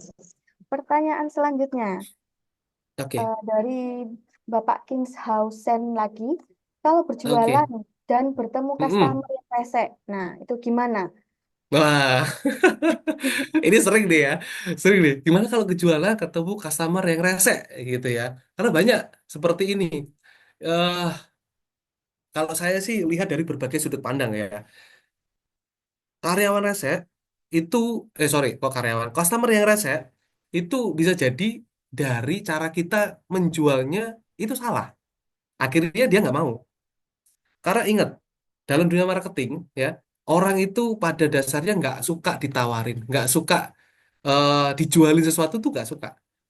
Rata-rata kita kan menjualkan, wah ini bu produk saya baik nih, produk saya bagus. Semuanya mengklaim produknya bagus, ya. Tapi kita harus jual solusi. Kita cari tahu dulu apa yang menjadi keluhannya dia. Nah, caranya kalau dapat customer yang rese, ya kita harus tetap profesional, gitu ya. Misalkan kita ditolak, ah enggak, pelayan tawarnya gitu-gitu aja. Oh iya Bu, terima kasih. Barangkali suatu saat nanti membutuhkan saya kasih flyernya dulu ya Bu ya, kayak gitu. Jadi tetap rendah hati, itu penting. Is flyer is number one, gitu ya. Maupun kita mau dijelek-jelekin dan sebagainya, ya tetap rendah hati, gitu ya. Tetapi kita menjawab dengan cara yang profesional. Ah produknya jelek kok, produknya gini-gini, produkmu mahal, gitu ya. Oh iya Bu, kenapa produk kita mahal Bu? Karena produk kita karena ini. Gitu. Kita jelaskan benefitnya. Itu misalnya ya, contoh paling gampang seperti itu. Jawablah dengan tetap profesional. Bukan berarti, oh iya Bu, maaf banget, produk kami jelek ya Bu ya. Nanti kita yang keinjek-injek gitu. Produk kita yang akhirnya nggak ada nilainya. Jadi perlu belajar untuk komunikasi yang benar. Nanti bisa belajar kok di Total System ya. Kita punya cara-cara untuk komunikasi dengan customer, sales one on one dan sebagainya. Kita punya caranya. Salah satunya bocorannya adalah dengan komunikasi yang baik, bahasa-bahasa yang profesional. Gitu. Mudah-mudahan terjawab ya, Kingshausen ya. Nanti kalau ada bisa chat lagi. Lanjut Bu Kiki. Eh, ini Pak Kinghausen raise hand, Oke, Pak Jo. boleh. Mungkin Siap. apa mau join gitu, ada tanya apa lebih lanjut ke Pak Jo langsung. Oke. Ya, sorry Pak, interupsi. Siap. Pak, pertama, thank you banget Pak untuk judulnya dari webinar ini. Saya tertarik banget. Ya. Sukses itu harus jahat. Nah, secara pemaparan materi Bapak juga bagus ya. Ya. Saya nilai tadi yang triangle-nya dark quiet ya Pak. Ya. Memang betul yang Bapak bawa materi itu sesuai secara teori betul juga. Ya. Nah, cuma kan kalau Pak Jo ingat ya, kan Bapak ada bilang kita harus mencoba untuk belajar menolak, betul toh? Yes, betul Pak. Nah, dari pertanyaan-pertanyaan saya itu, kalau Anda jawab sebenarnya tidak salah karena Anda mengajarin orang masih tetap baik gitu. Ya. Tapi nggak match dengan dark quiet-nya gitu Pak. Contoh saya ngambil yang tadi penjelasan teori Bapak di presentasi Bapak yang tentang manipulator jadi ahli komunikator. Ya. Nah, saya mau cari tahu bagaimana kita memakai teknik tersebut gitu. Kalau kayak tadi kita sebagai karyawan baru untuk menolak memang susah kan ya Pak. Tapi kalau yang penjelasan Bapak, ya tetap ujung-ujungnya kita kerjain gitu loh.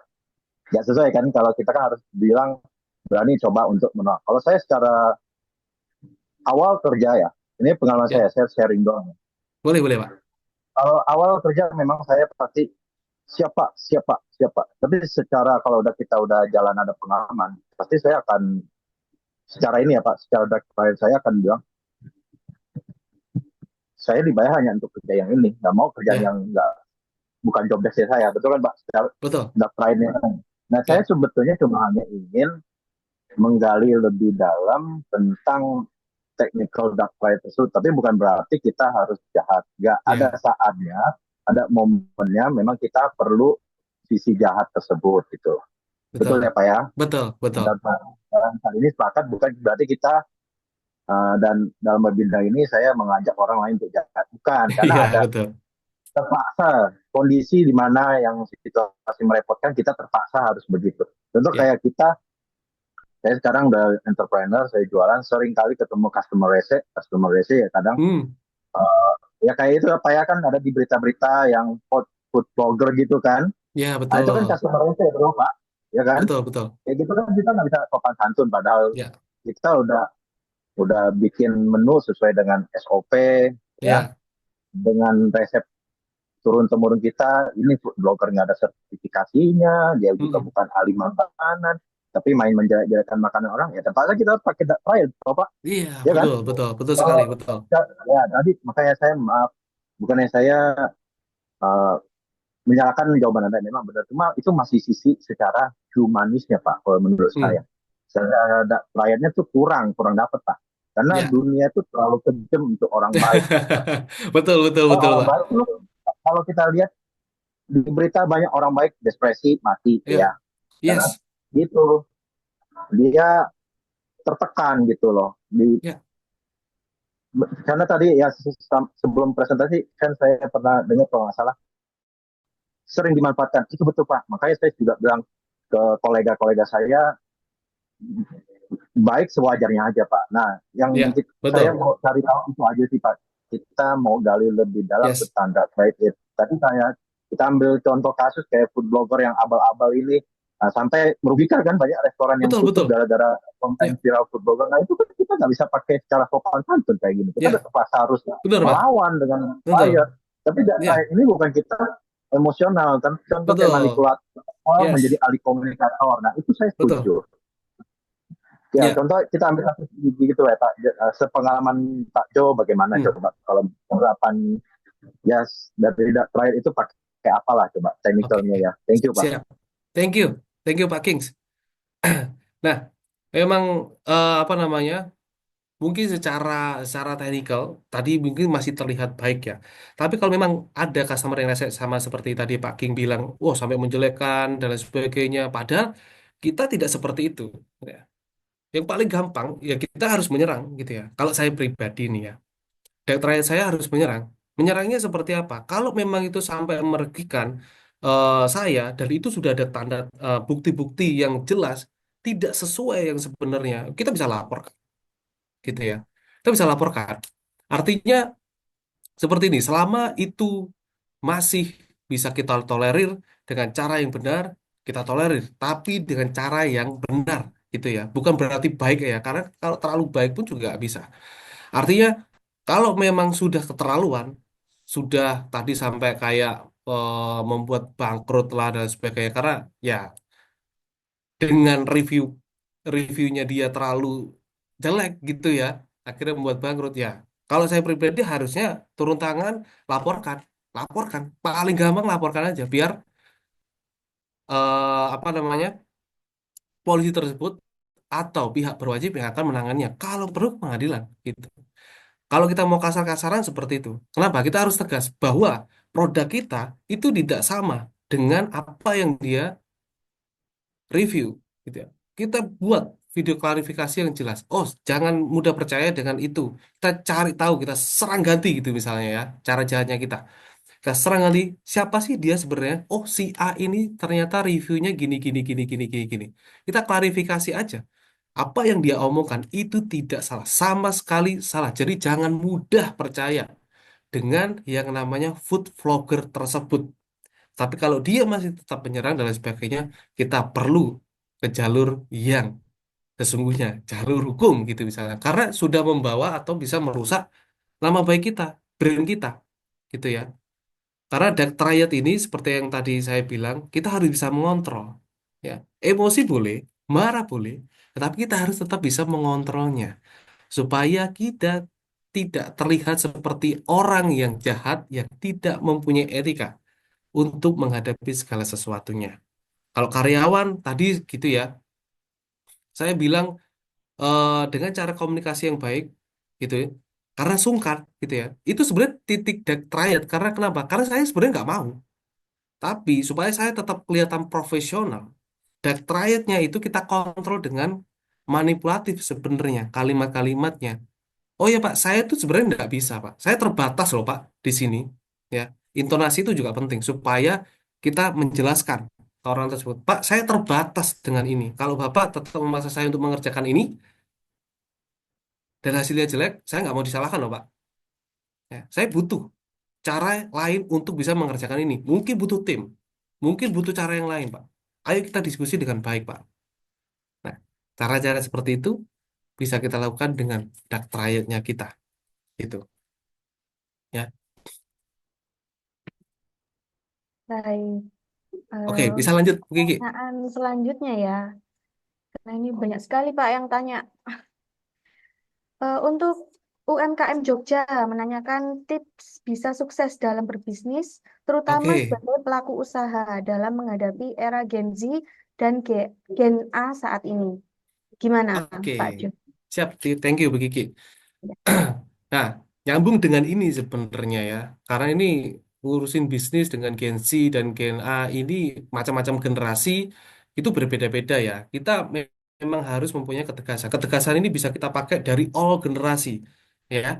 Kalau bisnis kita tadi misalkan ke customer nggak mau dan sebagainya, jangan-jangan memang dia bukan customer customer yang memang cocok dengan produk kita. Ya, bagi yang mau-mau aja silahkan. Ya, kalau memang nggak mau nggak apa-apa. Intinya kita jangan memaksa. Kita nyambung sedikit tadi ya. Nah, kalau tips bisa sukses dalam berbisnis, terutama bagi pelaku usaha dalam menghadapi era Gen Z dan Gen A saat ini, ya. Kalau dengan cara dark triad itu sangat simpel.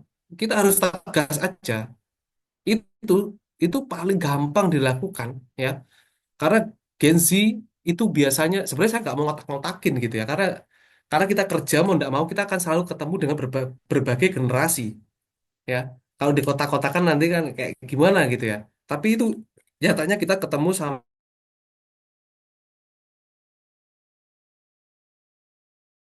tegas punya tujuan. Ya kenapa kita bisnis, tujuannya untung gitu ya, gimana caranya kita untung. Ya kita harus kerja. Kalau kerjanya masih setengah-setengah, kerjanya masih belum full gitu ya, ya kita nggak akan bisa. Artinya kita masih toleransi, capek nih kerja gitu ya, apalagi misalkan sama gengsi, biarinlah dulu, aku tak sama Gen A dulu lah gitu misalkan. Nggak, tapi kayak gitu nggak bisa. Kita harus tegas sama Gen Z sama Gen A, all generation. Kita harus tegas apapun itu. Ya, apalagi kita menjadi seorang business owner, kita harus tegas. Kalau memang itu salah, katakan salah. Nggak peduli itu Gen Z atau nggak peduli itu Gen A. Kalau Gen Z salah kan biasanya, ya Pak nanti aja lah Pak, saya capek. Kamu kerja di sini niatnya buat apa? Buat kerja. Iya Pak, buat kerja, tapi saya lagi capek ya. Kalau nggak mau capek, nggak usah kerja. Dan terakhirnya seperti itu. Memang kasar ya, tapi kita menjelaskan bahwa nggak ada orang yang sukses itu nggak capek, nggak ada. Orang kerja nggak capek, nggak ada.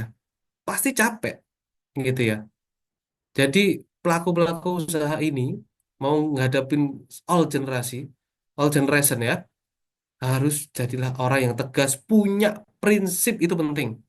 Jangan mau diadu domba sama Gen A atau Gen Z atau generasi apapun lah. Jangan mau diadu domba. Harus punya prinsip supaya bisnis Anda bisa mencapai tujuan yang sudah Anda buat. Gitu. Thank you UMKM Jogja. Yang mudah-mudahan terjawab. Lanjut Bu Kiki. Oke, Wah, lanjut. kayak seru nih, banyak Pertanyaan yang dari nanya nih. ini Karyati.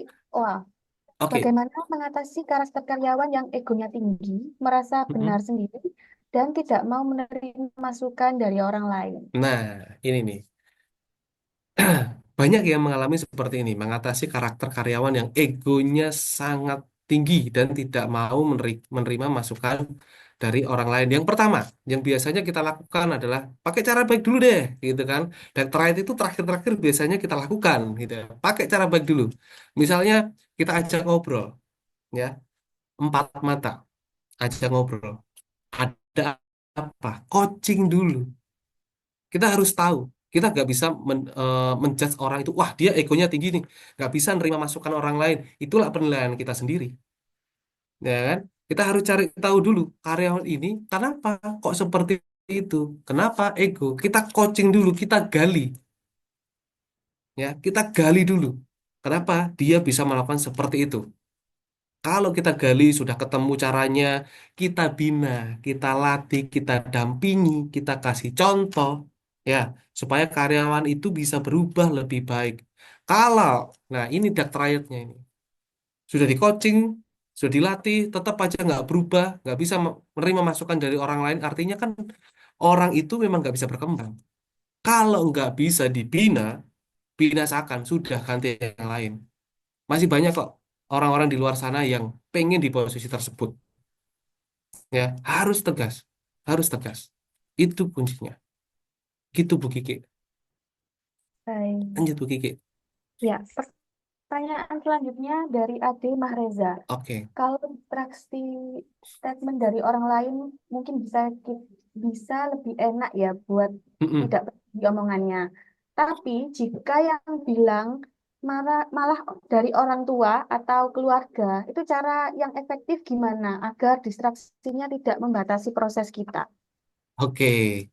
Ini tentang pribadi dengan orang tua ya. Karena biasanya kalau anak-anak muda nih ya, kalau kita yang ngomong gak dipeduliin sama orang tua gitu ya. Ya itu hal yang wajar sebenarnya. Ini saya ngomong yang wajar dulu ya. Karena eh pemikiran setiap orang itu berbeda-beda. Ya. Caranya gimana? Harus ahli komunikasi. Ya, komunikasi ini is number one lah pokoknya ya. Komunikator. Gimana caranya supaya bisa ngomong lebih enak ya? Kalau distraksi statement dari orang lain mungkin kita bisa lebih enak ya. Namun jika yang bilang begini malah dari keluarga atau orang tua, cara yang efektif bagaimana ya agar distraksi ini tidak membatasi proses kita. Ini jujur saya agak agak sedikit bingung ya dengan pertanyaan. Tapi coba coba saya jawab gitu ya. Kalau kalau misalkan ngomong sama orang tua dan kita sering ditolak karena dengan bahasa-bahasanya kita, simple. Kalau saya ngasih contoh aja, ngasih bukti aja, itu paling gampang. Misalkan kita anak muda, oh kamu nggak usah usaha lah, kamu kerja dulu lah ikut orang. Tapi kita sudah mempunyai tekad yang bulat, kita buktiin, gitu. Kita buktiin dengan caranya kita sendiri. Misalnya, cara jahatnya ada, yo wes, oke lah. Kalau misalkan orang tua nggak mau support ya, saya akan usaha sendiri dengan cara yang benar ya.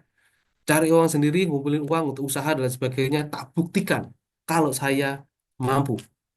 Karena kalau orang tua itu kalau nggak dikasih bukti, dia nggak akan percaya. Karena dianggap kita itu masih anak kecil, yang masih ingusan, yang cuma ngomong doang nggak ada buktinya. Ya, itu kalau yang saya tangkap ya. Kalau nanti ada apa, missnya bisa diketik ulang, nggak apa-apa. Ade Maresa. Intinya seperti itu, kasih bukti ke orang tua kalau kita mampu bisa melakukannya, gitu. Ya, lanjut. Baik. Ini ada yang menanyakan mengenai pelatihan Pak Pak Oke, Jo ya, untuk Rista Mikaela. ya. Mungkin bisa dijelaskan lebih lanjut. Oke, thank you pertanyaannya. Saya nggak mau mau tanya untuk pelatihan tersebut.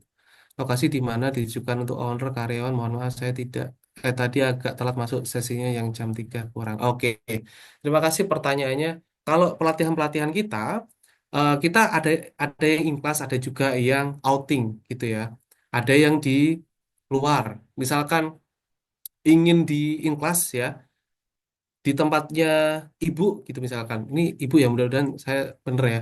Misalkan di tempat ibu Krista gitu ya. Di kantornya ada ruang meetingnya gitu ya. Boleh, nggak masalah. Kita ke tempat ibu, Nanti kita akan melakukan training di situ sesuai dengan kebutuhannya dari karyawan atau kebutuhan dari perusahaan tersebut. Tapi biasanya ada yang request untuk Pak, jangan di kantor lah Pak, jangan di perusahaan nanti ke distract dengan pekerjaan. Gimana kalau kita di luar?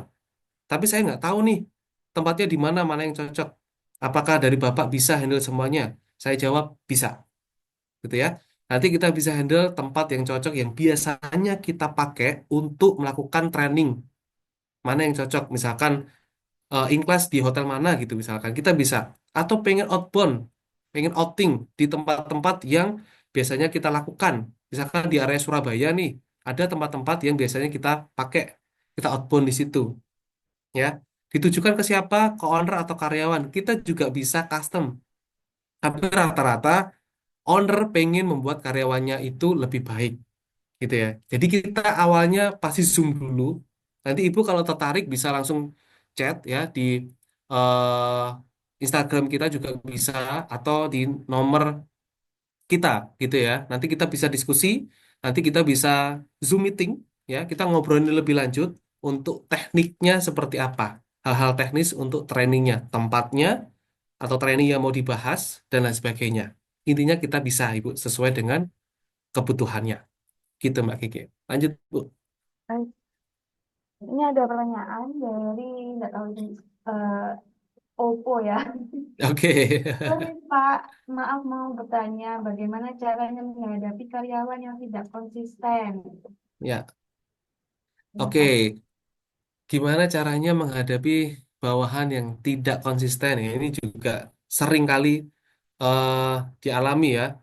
Kalau saya teknis-teknis aja lah, nggak usah teori-teori ya. Satu, kasih contoh. Kalau nggak bisa kasih contoh, kasih binaan, kasih pelatihan. Nggak konsisten kenapa gitu ya?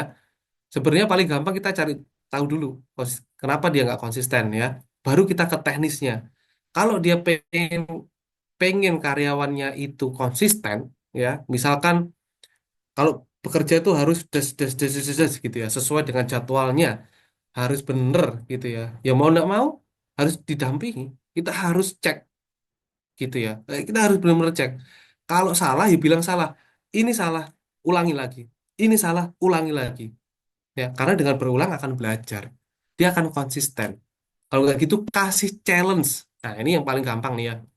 Kasih challenge, misalkan supaya dia bisa konsisten masuk pagi nih misalkan. Kamu kita kasih challenge dalam seminggu ini, kamu harus masuk pagi setengah jam sebelum jam masuk kantor, itu maksudnya. Dalam 1 minggu. Nanti kalau kalau kamu bisa, ada privilege dari saya, ada hadiah dari saya, itu misalkan. Apakah itu juga dark triad? Itu dark triad menurut saya. Karena memaksa, mau nggak mau harus dipaksa. Orang nggak konsisten tuh harus dipaksa.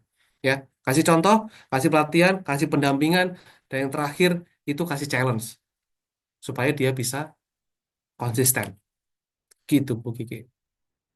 Lanjut, Baik, Bu Kiki. pertanyaan terakhir Ya, dari Bapak Robert Tanjung Arum.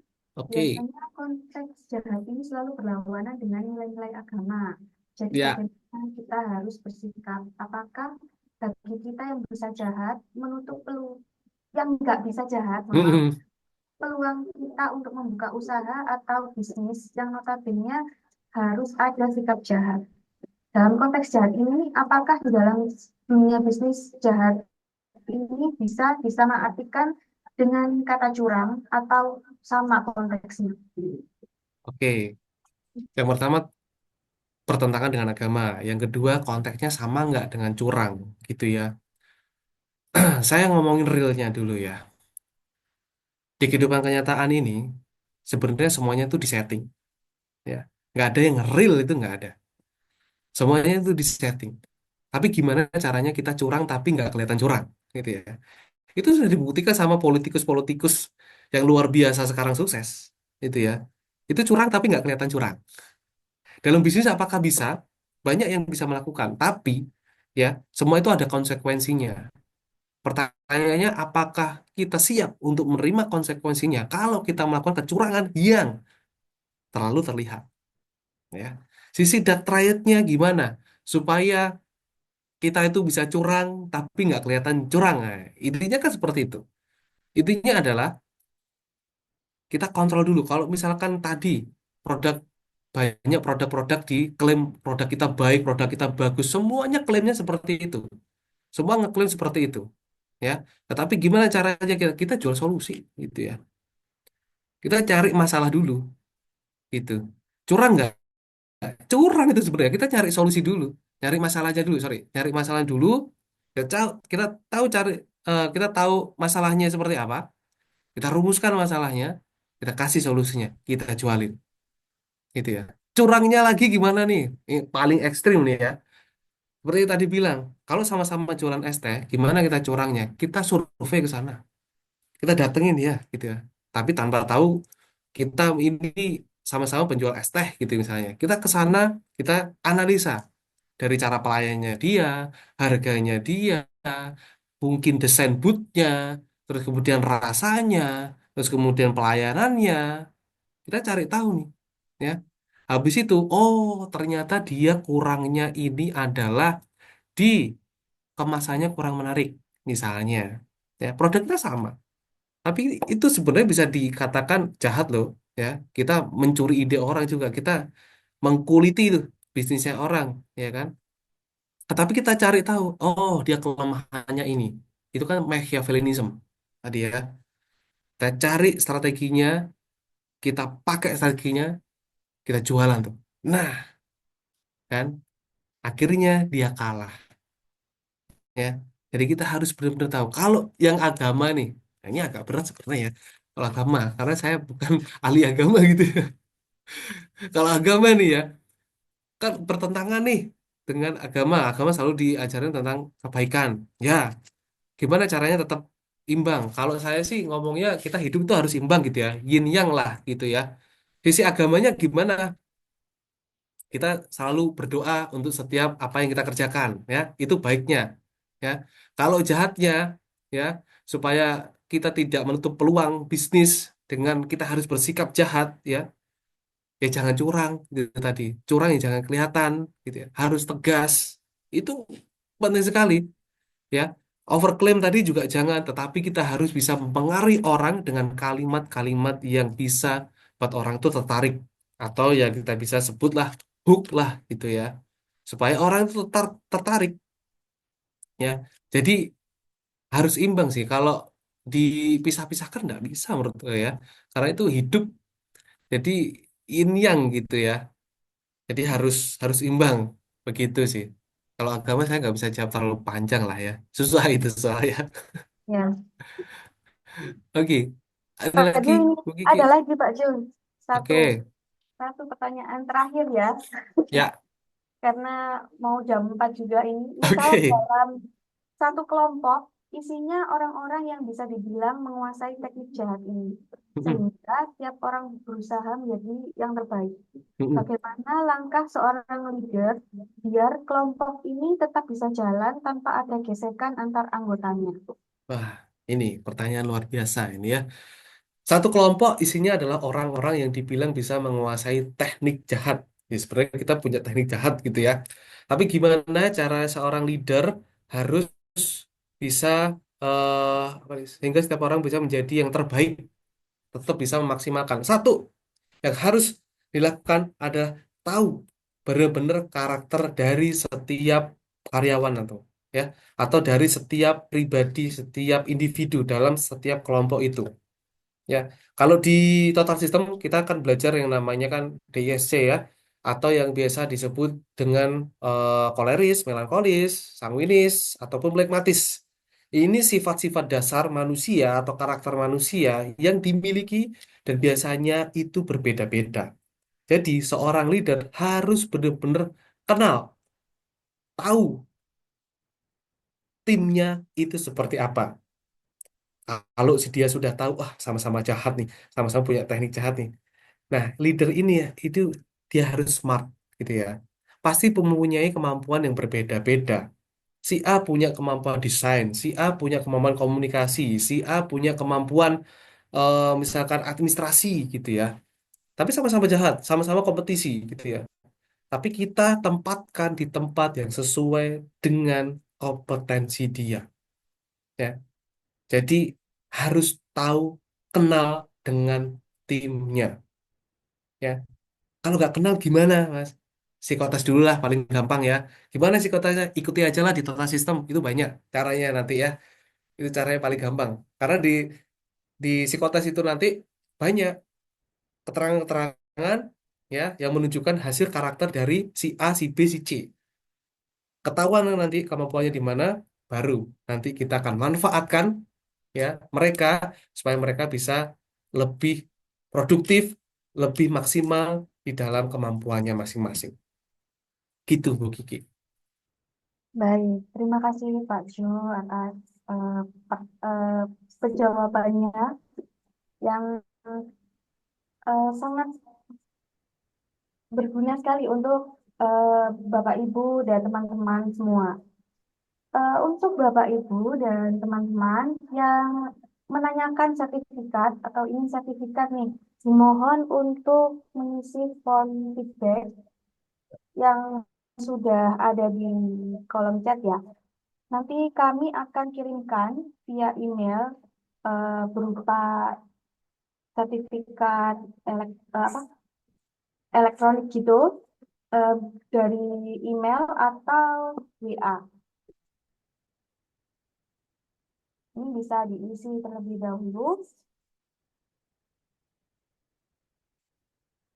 Baik. Terima kasih ya Bapak, Ibu, dan teman-teman yang telah aktif berpartisipasi dan tentu saja terima kasih kepada Pak Jul atas pemaparan materi yang sangat menarik dan membuka wawasan kita untuk memahami kekuatan dan risiko dari sifat dark triad itu sendiri sehingga harapannya kita bisa menciptakan karir yang tidak hanya sukses tetapi juga berkelanjutan.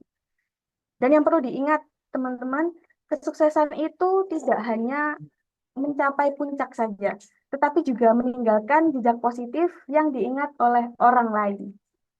Sampai jumpa di webinar kami berikutnya. Tetap semangat, tetap belajar, dan tetap jadi versi terbaik diri sendiri.